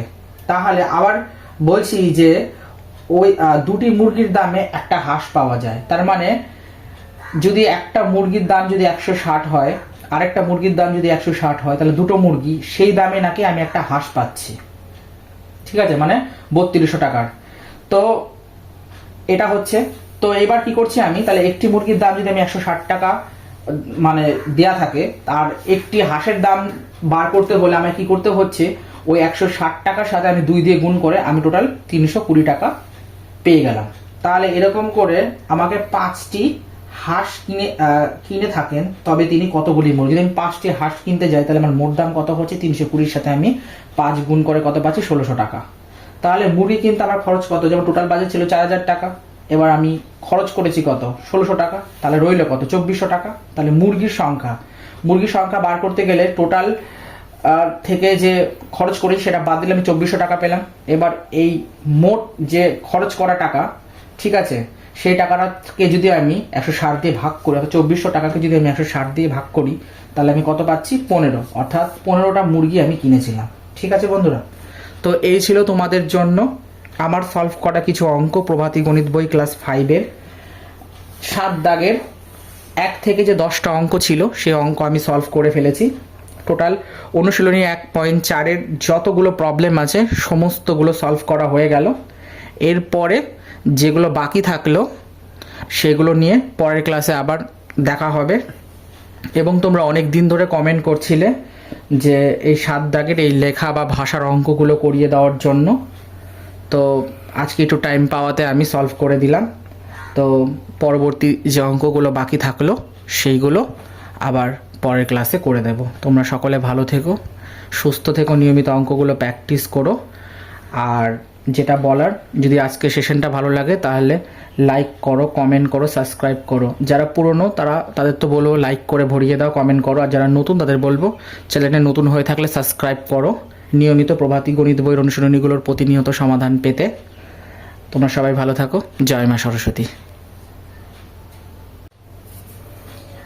এবার আমরা অনুশীলনী 1.5-এর 2 দাগের যে প্রশ্নগুলো আছে শূন্য স্থান পূরণ করো, সেগুলোর সমাধানগুলো আমরা পরপর দেখব। এতক্ষণ ধরে আমরা প্রভাতী গণিত বই অনুশীলনী 1.4-এর 7 দাগের যতগুলো প্রশ্ন ছিল সেগুলো সব সম্পূর্ণ করেছি। ঠিক এবার আমরা কি করছি, এবার আমরা অনুশীলনী 1.5-এর 2 দাগের প্রশ্নগুলো সমাধান করব। তাহলে এখন প্রশ্ন 1 দাগের প্রশ্নগুলো কোথায় গেল, সঠিক উত্তর নির্বাচন করো। ওগুলো ইতিপূর্বে আমরা চ্যানেলের মধ্যে ভিডিও করে চ্যানেলে আপলোড করে দিয়েছি, তোমরা না দেখে থাকলে বলবো ওই ক্লাসটা আগে দেখো, দেখার পর এই ভিডিওটাকে কন্টিনিউ করো, অর্থাৎ এই 2 নম্বর দাগের জন্য, আর পরপর সিরিয়াল বাই সিরিয়াল শেয়ার করবে। তো 2 নম্বর দাগে কি রয়েছে আমাদের বন্ধুরা, শূন্য স্থান পূরণ করো। শূন্য স্থান পূরণ করো, পূরণ করো।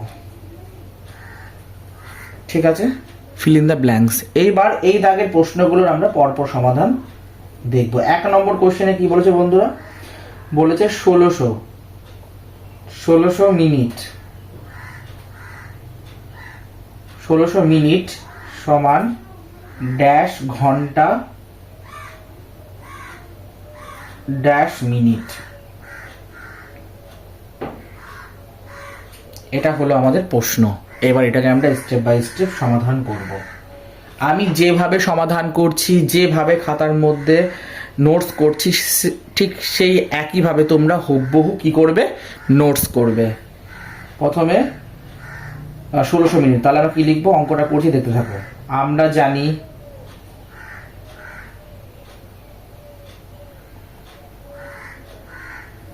আমরা জানি 60 মিনিট সমান 1 ঘন্টা। সুতরাং 1600 ভাগ 60। এবার একটা কাজ করব, আমরা কি জানি, আমরা জানি 60 মিনিটে কত হয়, 1 ঘন্টা হয়। তাহলে 1600 মিনিটে কত ঘন্টা হবে সেটা বার করতে গেলে নিশ্চয়ই আমরা 1600কে 60 দিয়ে ভাগ করব, আর ভাগ করে আমরা কি করব, সেই ভাগটাকে লিখব। ধরো এমন করে লিখছি আমি, 60 তারপরে 1600, এরকম করে। এবার একটা কাজ করতে পারি আমরা, দেখো এই শূন্যটাকে আপাতত আমরা ভুলে যাই। তাহলে কত হয়, 6 দুগুণে 12, বিয়োগ করো 4 0। তাহলে আমরা আবার এটাকে, শূন্যটাকে কিন্তু আমরা ভুলে গেছি। তাহলে 4 6 কত হচ্ছে বন্ধুরা, 4 6 24, 5 6 6 36। তাহলে 6 6 কত হচ্ছে, 36। তাহলে কত নামাচ্ছি আমরা, 4, হাতে 1 নেই। ঠিক আছে, তাহলে এই শূন্যটাকে নামিয়ে নিলাম। তাহলে এটা কত হলো, এটা হচ্ছে কি বন্ধুরা, 26 ঘন্টা 40 মিনিট। এইবার দেখো, যেহেতু আমরা শূন্য ধরে করেছিলাম তাই একটা নেব এখানে। তারপর আবার যখন ধরে করেছিলাম তখন আমরা কি করছি, একটা করে শূন্য বসিয়ে দেব। আশা করি বুঝতে পেরেছো। মানে প্রশ্ন হচ্ছে গিয়ে, দেখো এখানে জিনিসটা এমন হয়েছে, ধরো 60 ছিল, তো এই 60কে যদি আমি 2 দিয়ে গুণ করি তাহলে কত হচ্ছে, 2 0 0, 6 দুগুণে 12। তাহলে কত পেলাম, 120। 120 লিখলাম। তারপরে আমি আবার কি করছি, 60কে আমি 6 দিয়ে গুণ করছি, 0 6 6 36, 360। ঠিক আছে, এরকম করে জিনিসটি হয়েছে। কিন্তু আমি এইটাকে বাদ দিয়ে এই কারণে করেছিলাম, তাহলে কি ছোট হতো, 6 দুগুণে 12, শূন্য ছিল বসিয়ে দিলাম। আবার 60কে যদি গুণ করি 6 দিয়ে, তাহলে 6 6 36, কিন্তু এখানে একটা শূন্য ছিল, এই শূন্যটাও এখানে বসিয়ে দিতে হবে। ঠিক আছে, তাহলে বিয়োগ করলে কত দাঁড়াচ্ছে বন্ধুরা, দাঁড়াচ্ছে যে 26 ঘন্টা 40 মিনিট। তাহলে এখানে আমরা কি লিখব, 26 ঘন্টা 40 মিনিট। এটি হচ্ছে আমাদের প্রথম প্রশ্নের উত্তর। এখানে আমরা আরেকটু লিখে দেব, ভাগ ফল সমান 26 আর ভাগ শেষ সমান 40। তাহলে উত্তর 26 ঘন্টা 40 মিনিট।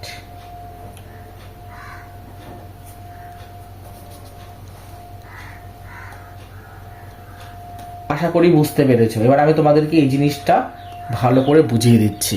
সেটি হচ্ছে, আমাদের 1 নম্বরে প্রশ্ন করেছিল 1600 মিনিট। 1600 মিনিট সমান কত ঘন্টা কত মিনিট। ঠিক আছে, আচ্ছা এই দুটো পোর্শন না, এগুলো কিন্তু রাফের পার্টে যাবে। ঠিক আছে, এটা রাফে যাবে আর এটা অঙ্কের মধ্যে থাকবে। আমি লিখে দিলাম, সুন্দর করে সাইড করে দিয়েছি। 1600 মিনিট সমান হচ্ছে কত ঘন্টা কত মিনিট।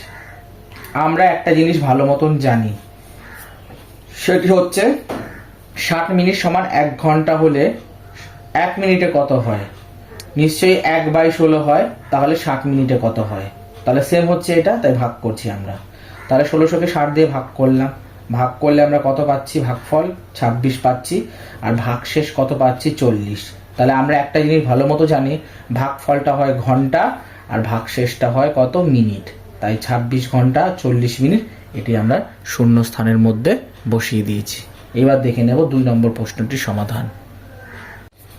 2 নম্বর কোশ্চেনটা কি বলেছে বন্ধুরা, 2 নম্বর কোশ্চেনটিতে বলেছে 2007 সাল থেকে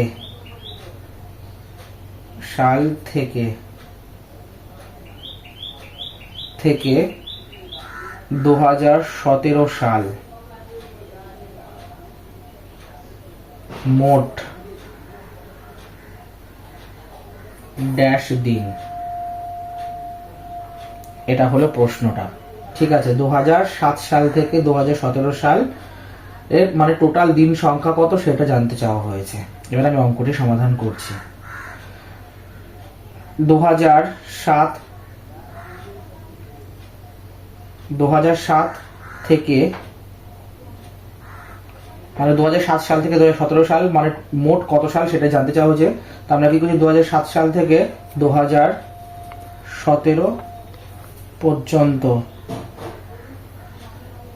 মোট 11 বছর। যদি তোমরা এর থেকে এটাকে বিয়োগ করো তাহলে বুঝতে পারবে যে 7 থেকে 17 বিয়োগ কত হচ্ছে বন্ধুরা, 11 হচ্ছে।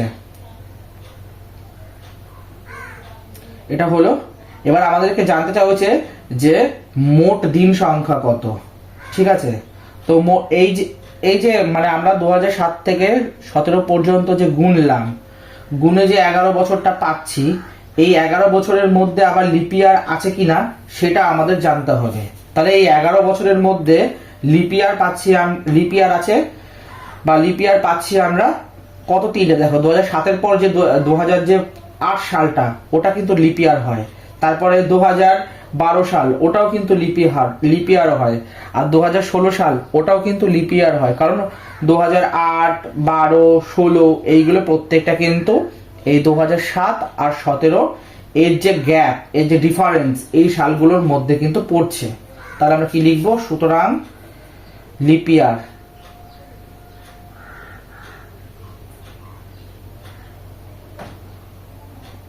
লিপ ইয়ার সাল আছে তিনটি। কি কি সেগুলো হচ্ছে 2008 আছে, 2012 আছে, আর হচ্ছে 2016 আছে, এইগুলো। ঠিক আছে, তাহলে সাধারণ বছরটা আমরা বার করে ফেলবো। সাধারণ বছর বন্ধুরা কত দিনের হয়, 365 দিনের। 365 দিন মানে হচ্ছে 8টা। তাহলে লিপ ইয়ার বার করে নেব সঙ্গে সঙ্গে।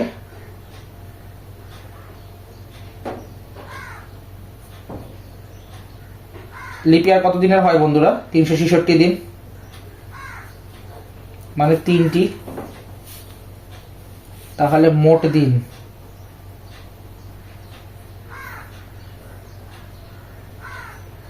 আটের সাথে একবার আমরা কি করছি, 365-কে গুণ করব, যোগ 3-এর সাথে আমরা কি করছি, 366-কে গুণ করব, করে কত পাচ্ছি বন্ধুরা আমরা, 2920 যোগ কত পাচ্ছি আমরা, 1098।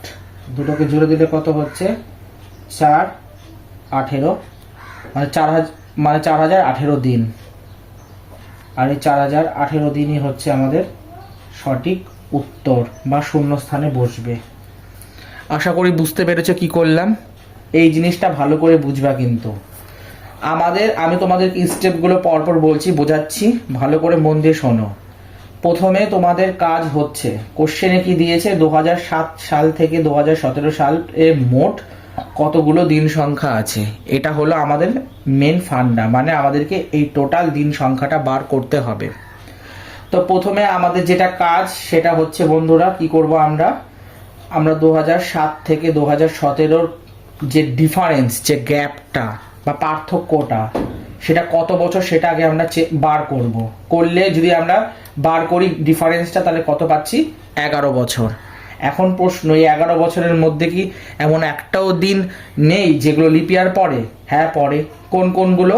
2008 পড়ে, 2012 পড়ে, 2016 পড়ে। তাহলে লিপিয়ার সাল আছে কটা? 3টা।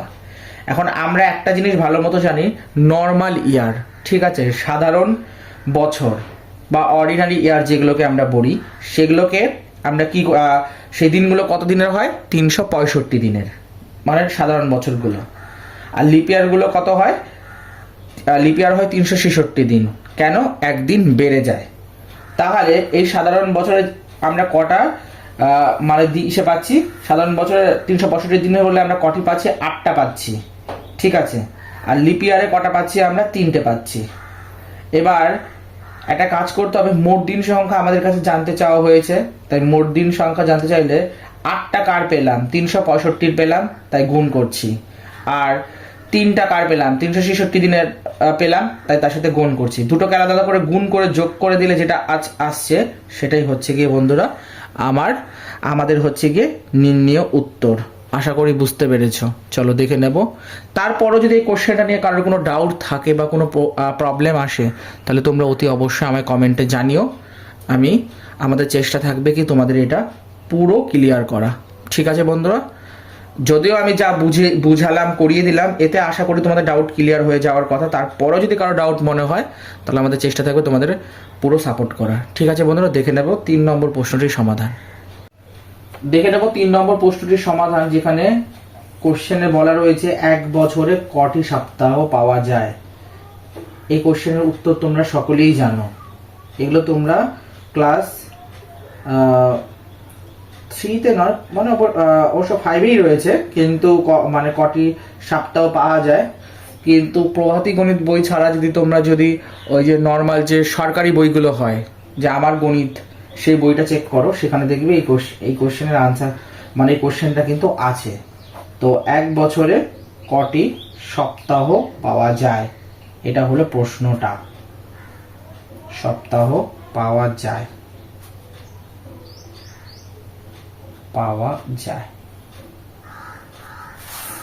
তো 1 বছরে কটা সপ্তাহ পাওয়া যায় এটা বার করার ফর্মুলা কি, মানে সমাধান মেথড। 1 বছর সমান কত জানি আমরা? 365 দিন। ধরে নাও এটা সাধারণ বছরই। এবার 7 দিনে কত হয়? 1 সপ্তাহ হয়, তাই আমাদের সপ্তাহ বার করতে বলেছে। তাই আমরা কি করব? 365কে 7 দিয়ে ভাগ করব। করলে কত পাচ্ছি? ভাগটা তোমরা এভাবে দেখাবে, 365 ভাগ 7, তাহলে কত হচ্ছে? 5 7 35। 7 দুগুণে কত হচ্ছে? 14। তাহলে ভাগফলটা সবসময় হয় দিন, মানে সপ্তাহ,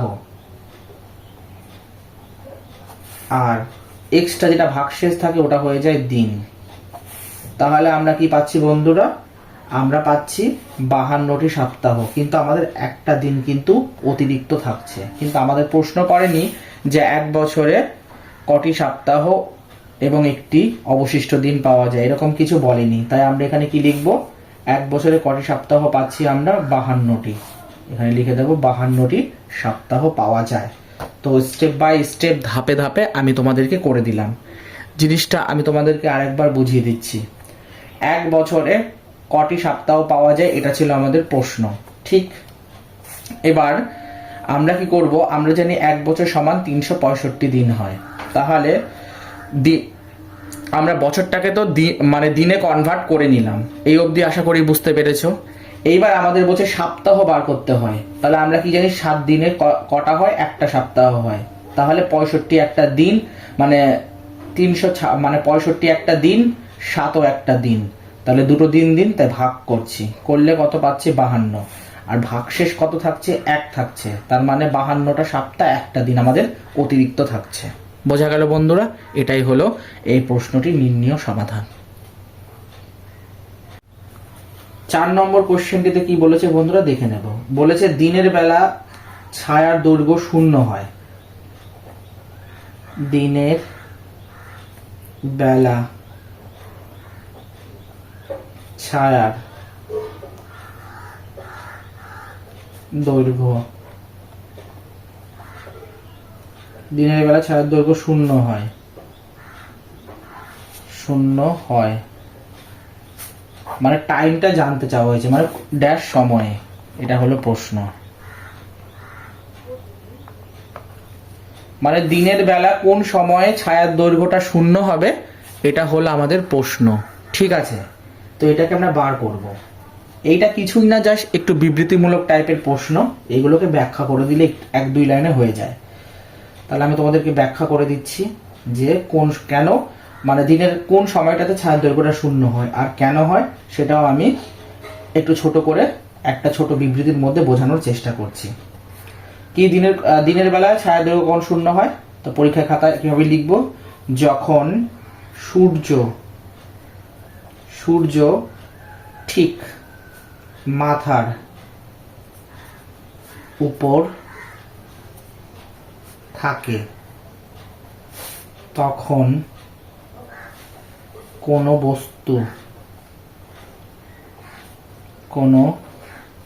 বস্তুর উলম্ব ছায়া পড়ে না।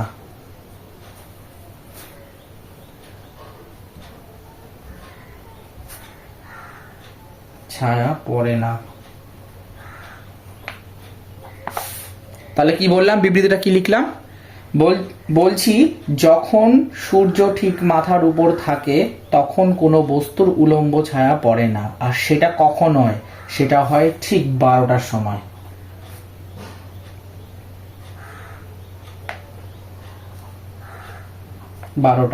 এবার এখন প্রশ্ন হচ্ছে 12টা তো লিখে বসে রইলাম, কিন্তু সেই 12টা কোন, রাত 12টা নাকি?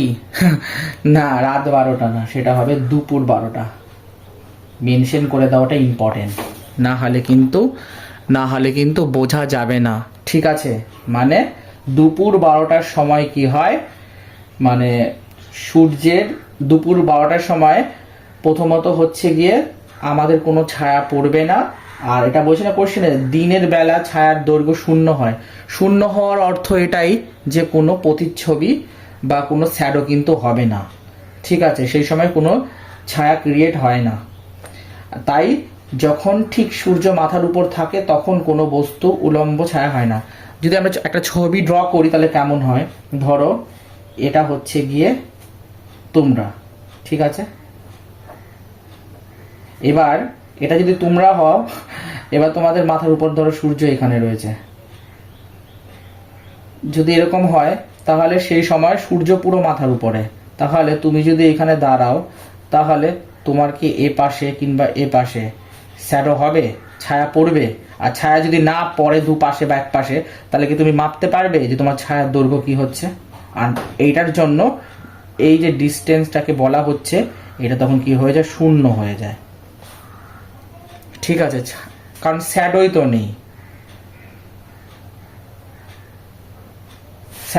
নেই। কি বললাম বুঝতে পেরেছো?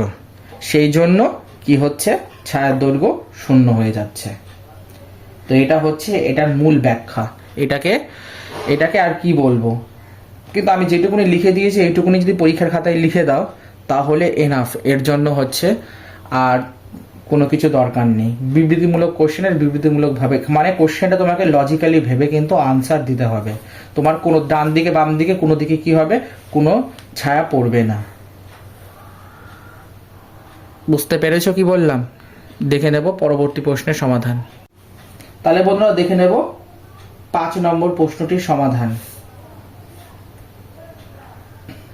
5 নম্বর কোশ্চেনে কি বলেছে, রেলওয়ে টাইম।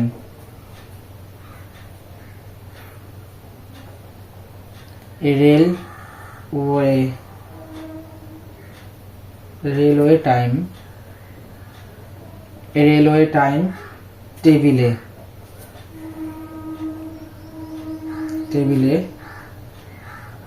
21:40 ঘন্টা বলতে বোঝায় ড্যাশ।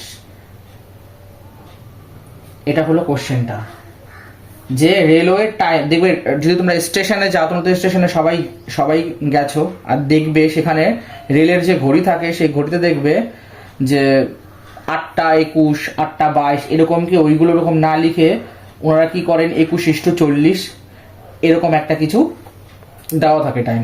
তো আমরা অনেকে বুঝতে পারি আবার অনেকে বুঝতে পারি না। তো আসলে এই টাইমটা, এই সময়টা দিয়ে কি বোঝাতে চাচ্ছে, যে এটা মানে এখানে দেখবে কোনো PM AM কিছু কিন্তু মেনশন করা নেই, এটা রাত না দিন বোঝা যাচ্ছে না, কিন্তু এটা কি বলতে চাচ্ছে সেটাই হলো প্রশ্নটা করেছে। তাহলে 21:40 থেকে কি করব আমরা, 12 21:40 থেকে আমরা 12:00 কি করব, বাদ দিয়ে দেব। মানে আমরা সঠিক সময়টাকে যদি 12 ধরে চলি, আর 21:40 12 থেকে যেহেতু বড়, তো 21:40 থেকে যদি 12কে বাদ দিয়ে দিই, তাহলে আমরা জানতে পারবো যে সময়টা কত হচ্ছে। সময়টা হচ্ছে 9:40। 9:40 হচ্ছে গিয়ে কটা বোঝাচ্ছে, রাত 9:40।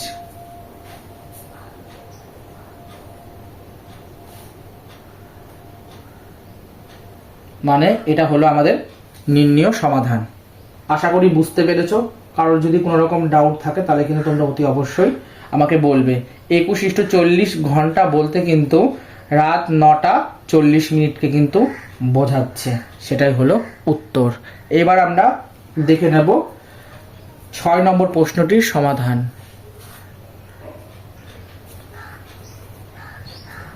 6 নম্বর কোশ্চেনে কি বলেছে বন্ধুরা, 7টা বেজে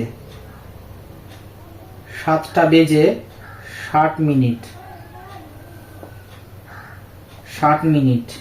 বলতে বোঝায় ড্যাশ বাজে। এটা হলো কোশ্চেন। তাহলে আমরা কি জানি, 60 মিনিট সমান কত হয়, 1 ঘন্টা। 1 ঘন্টা, তাহলে 7টা যোগ 1 ঘন্টা সমান 8টা, মানে 8টা বাজে। জিনিসটা কি হলো আমি তোমাদের আর একবার বুঝিয়ে দিচ্ছি। বলছে 7টা বেজে 60 মিনিট বলতে কি বোঝায়। প্রথমত 7টাকে ঘন্টা হিসাবেই রাখো, ঠিক আছে, রেখে দিলাম। 60 মিনিট সমান কত হয়, 1 ঘন্টা। তাহলে এই 1টা ঘন্টা আর এই 7টা ঘন্টার সাথে যোগ করলে কত হচ্ছে, 8টা, মানে 8 ঘন্টা। তাহলে 7টা বেজে 60 মিনিট বলতে বোঝায় কত হচ্ছে, 8টা বাজে। বোঝা গেল বন্ধুরা। দেখে নেব আমরা 7 নম্বর প্রশ্নটির সমাধান। 7 নম্বরে কি বলেছে বন্ধুরা, 15 ঘন্টা 15 মিনিট ভাগ 15 সমান ড্যাশ মিনিট। কোশ্চেনগুলো ভেরি ভেরি ইম্পর্টেন্ট, মানে খুব স্ট্যান্ডার্ড এবং ভালো কোশ্চেন কিন্তু প্রভাতী গণিত বইতে দেওয়া, ঠিক আছে। তো এগুলো ভালো করে প্র্যাকটিস করতে হবে। প্রথমে আমরা একটা কাজ করব, এই যে ঘন্টা মিনিট দেওয়া আছে না, এটাকে পুরোটাকে আমরা কি করব, মিনিটের উপর মানে কনভার্ট করে নেব। করলে কি হয়, 15 গুণিত 60 যোগ 15 সমান কত হচ্ছে, 900 যোগ 15 সমান কত হচ্ছে, 915 মিনিট। তোমাদের মনে প্রশ্ন জাগতেই পারে। আর এককগুলো লিখবে কিন্তু অনেক স্কুলে কি করে, ধরো সব লেখার পর অঙ্কটা করার পর লাস্টে এককটা লিখে দিলে কিন্তু প্রত্যেকটাতে লাইন বাই লাইন একক মানে মিনিট না লিখলে দেখা গেল হয়তো হাফ নাম্বার বা 1 নাম্বার ওনারা কেটে নিলেন। তো এই জিনিসগুলো খেয়াল রাখবে। এখন প্রশ্ন হচ্ছে গিয়ে যে আমি এটা মিনিটে কেন কনভার্ট করলাম, কারণ আমার কোশ্চেনের যে আনসারটা সেটা কিন্তু মিনিটে দিয়ে রেখেছে, সেই জন্য মিনিটে করলাম। হলো। এবার আমরা কি করব, এই যে 915 মিনিট যেটা পেলাম, এটাকে আমরা কি করব, 15 দিয়ে ভাগ করতে দিয়েছে, তাই 15 দিয়ে ভাগ করব। করলে দেখবে 61 ভাগফল পাবে, অর্থাৎ এই 61টাই হচ্ছে গিয়ে তোমার মিনিট। আর এটা কোথায় হবে, শূন্য স্থানে বসবে। এটি হলো আমাদের নির্ণীয় সমাধান। আশা করি বুঝতে পেরেছ। ভালো করে দেখো, 15 ঘন্টা 15 মিনিট আছে, এইটুকুকে আগে মিনিটে কনভার্ট করব। আমরা জানি কি 1 মিনিট সমান মানে 60 মিনিট সমান কি হচ্ছে 1 ঘন্টা, বা 1 ঘন্টা সমান 60 মিনিট হয়। তাহলে 1 ঘন্টা সমান যদি 60 মিনিট হয়, তাহলে 15 ঘন্টা সমান কত হবে, গুণ হবে। তাই 15 দিয়ে 60কে গুণ করলাম, তাহলে এটা মিনিট হয়ে গেল। আর এই 15 তো মিনিটই রয়েছে, তাই মিনিট যোগ হয়। এবার 6 × 90 হয়, একটা শূন্য এক্সট্রা আছে, বসিয়ে দিলাম, যোগ 15 মিনিট বসে গেল। 900 সাথে 15 যোগ করো, কত হচ্ছে, 915 মিনিট। এবার এই 915কে কত দিয়ে ভাগ করতে বলেছিল, 15 দিয়ে, তাই 15 দিয়ে যদি ভাগ করো, তবে ভাগটা কত হচ্ছে, ভাগফলটা 61। আর ওই 61 হচ্ছে গিয়ে আমাদের মিনিট। ভাগটা তোমাদের হোম টাস্ক থাকলো, তোমরা কি করবে অঙ্কের মধ্যে এখানে ভাগটা দেখাবে। ঠিক আছে, এবার আমরা দেখে নেব 8 নম্বর প্রশ্নটির সমাধান। 8 নম্বর প্রশ্নটিতে কি বলা হয়েছে তোমাদের প্রভাতী গণিত বইয়ের আমরা দেখে নেব।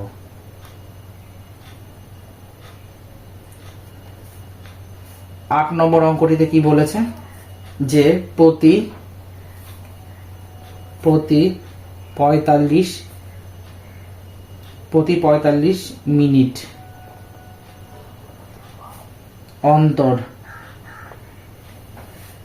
অন্তর একবার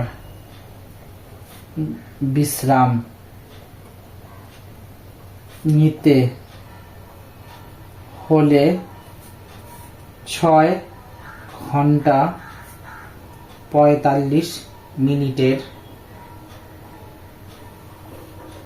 মিনিটের যাত্রা পথে ড্যাশ বার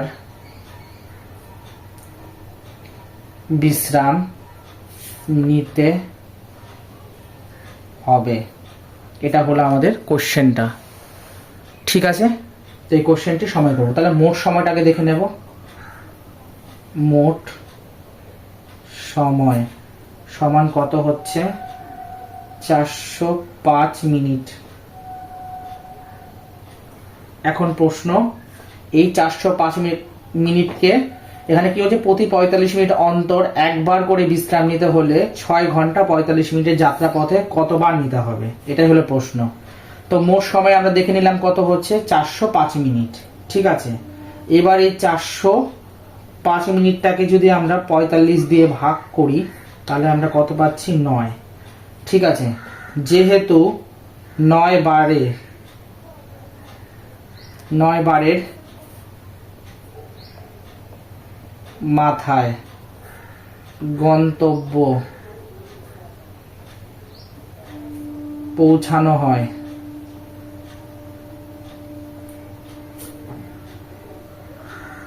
তাই মাঝপথে বিশ্রাম সমান 9 থেকে 1 বাদ দিয়ে দেব 8 বার। কেন এখানে 1 বাদ হলো কেন? কারণ 1 বার করে বিশ্রাম নিতে বলেছিল। ঠিক আছে, তাহলে এই 8 বারই হবে আমাদের সঠিক উত্তর। আশা করি বুঝতে পেরেছো। কি বলেছে যে প্রতি 45 মিনিট অন্তর একবার বিশ্রাম নিতে হলে 6 ঘন্টা 45 মিনিটের যাত্রা পথে ড্যাশ বার বিশ্রাম নিতে হয়। তাহলে আমরা মোট সময়টা বার করলাম কত 405 মিনিট। এবার এই 405 মিনিটকে যদি আমরা 45 দিয়ে ভাগ করি তাহলে কত পাচ্ছি 9 বার করে। যেহেতু 9 বারের মাথায় গন্তব্যে পৌঁছানো হচ্ছে তাই মাঝপথে বিশ্রাম নিতে হলে এই 9 থেকে যদি 1 বাদ দিয়ে দিই তাহলে কত হচ্ছে 8 বার, অর্থাৎ 8 বার করে, মানে প্রতি 45 মিনিট অন্তর একবার বিশ্রাম নিতে হলে 6 ঘন্টা 45 মিনিটের যাত্রাপথে 8 বার বিশ্রাম নিতে পারবো আমরা। বুঝতে পেরেছো? দেখে নেব পরবর্তী প্রশ্ন, অর্থাৎ 9 নম্বর প্রশ্নের সমাধান। দেখে নেব 9 নম্বর প্রশ্নটির সমাধান। 9 নম্বরে কি বলেছে, একটি ঘড়ি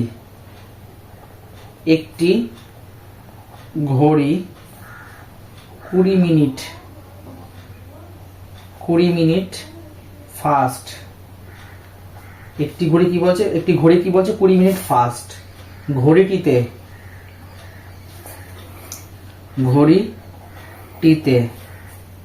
যখন 7:05 বাজে তখন প্রকৃত সময়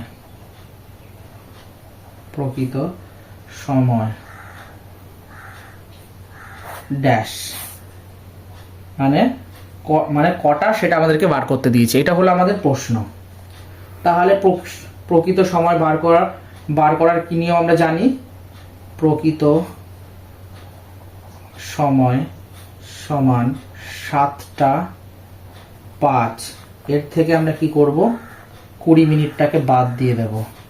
দিলে কত হচ্ছে বন্ধুরা 6:45 মিনিট।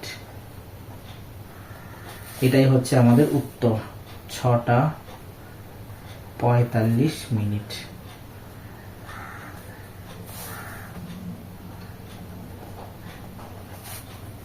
আশা করি বুঝতে পেরেছ কি হলো জিনিসটা।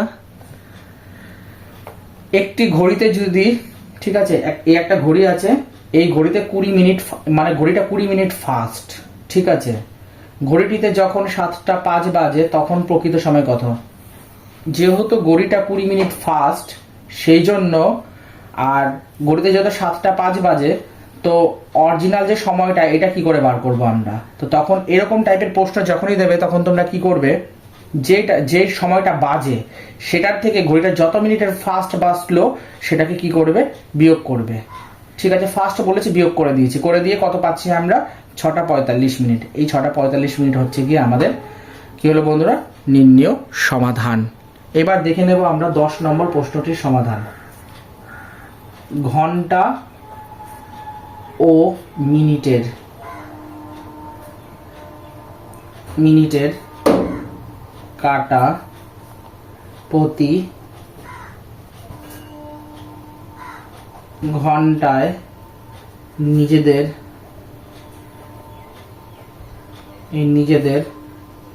মধ্যে ড্যাশ বার সমকোণ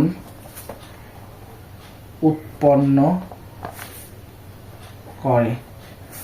তাড়াতাড়ি করে লেখার চেষ্টা করছি বলে বা লিখছি বলে হ্যান্ডরাইটিংটা একটু বাজে হচ্ছে, তো প্লিজ তোমরা কষ্ট করে উদ্ধার করে নিও, ঠিক আছে। কি বলেছে, ঘন্টা ও মিনিটের কাটা প্রতি ঘন্টায় নিজেদের মধ্যে কতবার সমকোণ উৎপন্ন করে। ঠিক আছে, এটা একটা বিবৃতিমূলক কোশ্চেন, এখানে ব্যাখ্যা দেওয়াটা জরুরি। ব্যাখ্যাতে আমরা কি লিখবো, যে ঘন্টা ও মিনিটের কাটা প্রতি ঘন্টায় নিজেদের মধ্যে কতবার করে সমকোণ উৎপন্ন করে। তো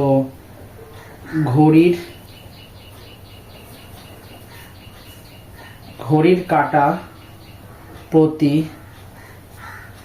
1 ঘন্টায় 2 বার সমকোণ অর্থাৎ 90 ডিগ্রি তৈরি করে। তাহলে উত্তরটা কত হবে, 2 বার। কি বললাম, ঘন্টা ও মিনিটের কাটা প্রতি ঘন্টায় কতবার করে নিজেদের মধ্যে সমকোণ তৈরি করে। যদি একটা ছবি ড্রয়িং করি তাহলে কিরকম হয় সেটা এবার দেখে নেব। ধরো আমি একটা ঘড়ি ড্র করছি, এটা 12, এটা 6। তাহলে এটাকে যদি আমি দেখাতে যাই 6টা বাজে, ধরো এই ঘড়িতে বাজে 6টা, ঠিক আছে। 6টা যদি বাজে তাহলে আমি এটাকে কীভাবে দেখাবো, ঘন্টার কাঁটাটা এদিকে থাকবে আর মিনিটের কাঁটা এদিকে থাকবে, তাই তো। তাহলে এইটা না, এটা হচ্ছে, দেখো জিনিসটা ভালো করে বুঝবে। আমি যদি কি বলেছে, ঘন্টা মানে ঘড়ির কাঁটা প্রতি 1 ঘন্টায়, ঠিক আছে, প্রতি 1 ঘন্টায় মানে কত, মানে নিজেদের মধ্যে কতবার মানে সমকোণ উৎপন্ন করে, ঠিক আছে, প্রতি ঘন্টাতে। ধরো আমি যদি 6টাতে দেখাতে যাই, ঠিক আছে, মানে এই টাইমটা, মানে ড্রয়িংটা অ্যাকচুয়ালি ভুল হয়েছে। ধরো আমি দেখাতে চাই ঘড়িতে 6টা, ধরো 6টা বাজে, তো এইটা একটা ঘন্টা, তো এই ঘন্টাটার মধ্যে কতবার নিজেদের মধ্যে কোণ উৎপন্ন করে। তাহলে এখানে 12 আছে, এখানে 6 আছে, ঠিক আছে, এখানে 6 আছে। তাহলে যখন 12 থেকে শুরু করে মিনিটের কাঁটাটা ঘুরতে ঘুরতে ঘুরতে ঘুরতে আবার 12তে যাবে, তখন 1 ঘন্টা হয়। তাহলে ধরো এখানে 1 2 3 4 5 6 7 8 9 10, ঠিক আছে। এবার আমি 6টার টাইমটা দেখাতে চাই।